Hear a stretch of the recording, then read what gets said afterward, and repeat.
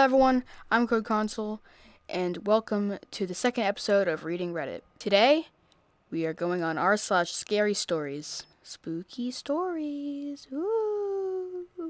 Alright, so our first story for today is Morning Alarm, true story. Happened to me in my sophomore year of high school. I had a day off for school. It was a grading day where teachers had to spend all day grading students' midterms, so they gave the school off on this day. I was in bed, in the state between dreaming and still being able to hear the sounds around me. My sister, who was in 8th grade at a different school at the time, still had to get ready for a normal Wednesday. I was asleep, but I could hear her walking back and forth from our room to the bathroom, passing my bedroom door with each trip. It didn't bother me at all since I am such a heavy sleeper. My door had been cracked about half an inch when I was sleeping, and as my sister was making one of her trips, she looked in the cracked door and saw something she shouldn't have. I subconsciously heard her footsteps stop right outside my door, and I heard the door creak and open another inch. Bang! My door slammed shut.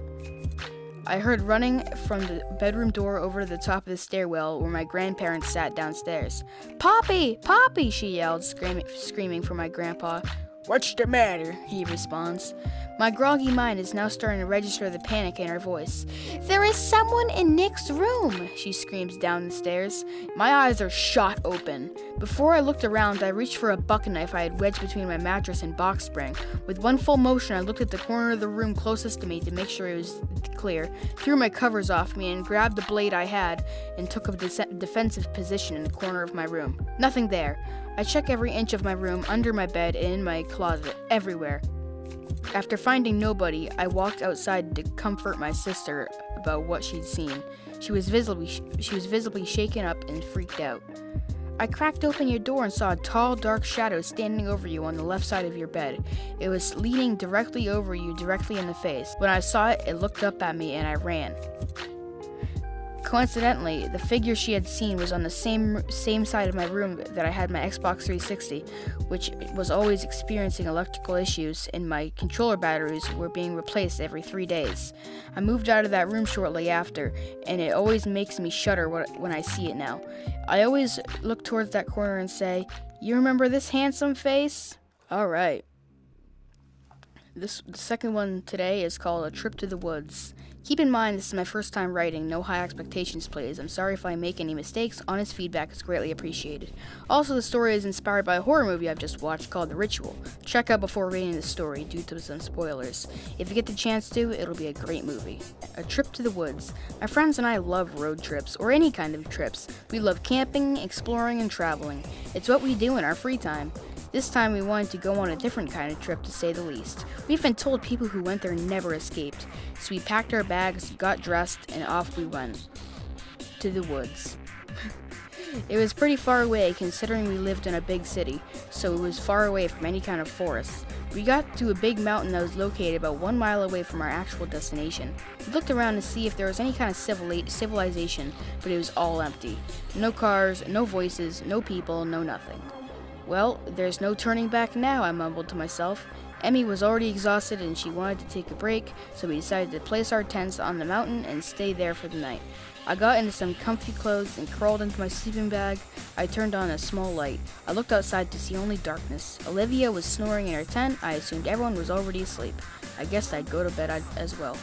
I fell asleep. Suddenly a loud roar woke me up. I peeked outside my tent. Everyone was asleep. I was too lazy to get up and investigate where it came from, so I closed my tent and stayed in there in hopes of it stopping. I heard the same roar again. This time I could tell it was coming from the forest. Maybe this trip was a bad idea after all. I woke up in my tent. It was morning. Sarah was already dressed up and preparing us some food. "Apple slices?" I said in a disappointed voice. "What else did you expect? This isn't the 5-star restaurant," she slightly giggled. Emmy and Olivia woke up too. We all got dressed and ate some food. Then we packed our tents and got on our way to the woods. When we got to the entrance, we saw some tents. They were all ripped apart and muddy. We ignored it and went inside. Right away, I got an eerie feeling, like someone was watching me. The trees were very tall. We only walked a few miles into the forest when it started raining. It was storming terribly. "Hey, look!"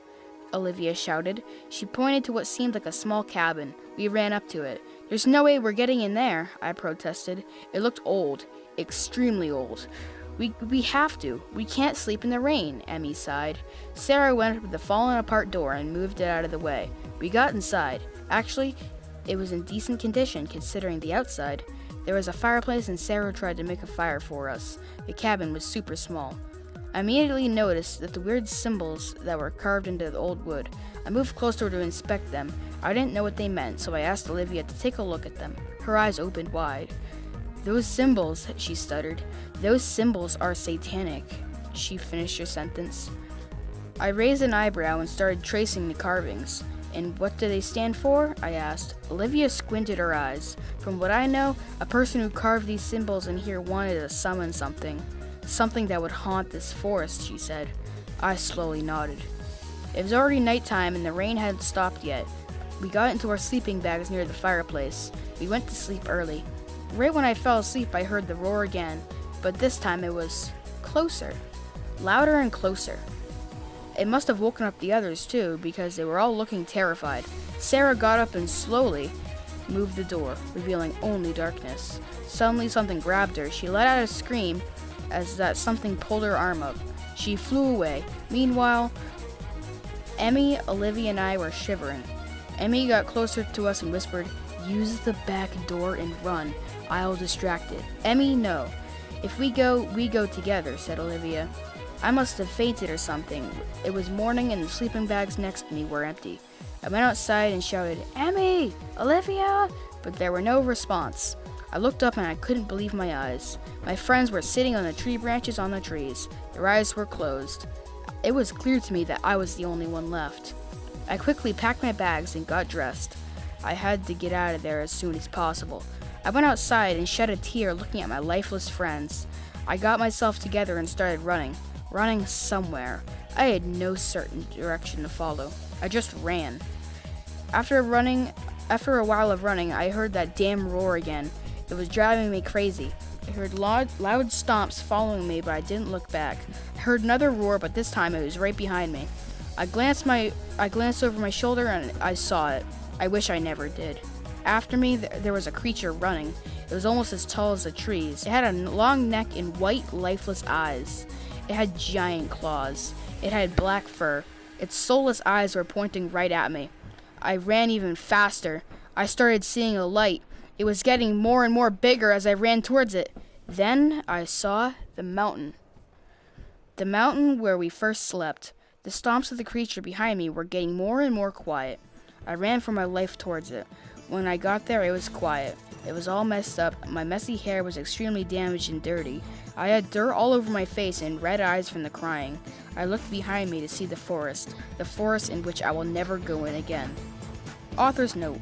Special thanks to my friends and family who motivated me to start writing stories. You know who you are, Heart. Please forgive me for it being this short. I was extremely tired and didn't have much time. Thank you for reading this story.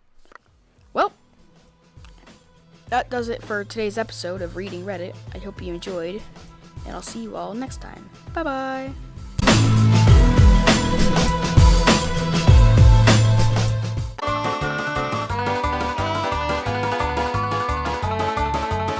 Alright, our third and final story for today is The Hills. Strange shadows have been seen in these hills, some stranger than others. Some people see animals, some see dead people, but what I saw was a whole new level of strange. It was the summer of 1995. I was alone that night, so I decided to go to bed early. I tried to fall asleep, but as soon as I closed my eyes, I suddenly felt drawn to go outside, and without thinking, I out my slippers and went downstairs to my back door, unlocked it, and walked outside into my garden when I saw something move on the hill. It was a small creature. All of a sudden, it turned around and it looked straight at me, and I started running as fast as I could, and I turned and ran inside as I could hear it clawing at my door, trying to get in. I finally looked out my bedroom window and saw that it was staring right at me. its eyes dark red in the moon's reflection. I closed my curtains and ran to my parents, locking the door behind me. I had no idea how long I was in there, but I heard a knock on the door. I shouted down, "Leave me alone," hoping he would hear and leave, but it kept going. As I ran downstairs, I looked out the peephole and sighed out of relief when I saw my parents. I opened the door and told them everything. They thankfully believed me and locked the door later that night. I heard tapping on my window. I opened my curtains as I stood in horror as I saw the creature looking straight back at me. I screamed and my parents came running upstairs, but they were too late. The cry as held my dead limp body lying on the floor surrounded by a pool of my own blood. To be honest, that was pretty terrible grammar.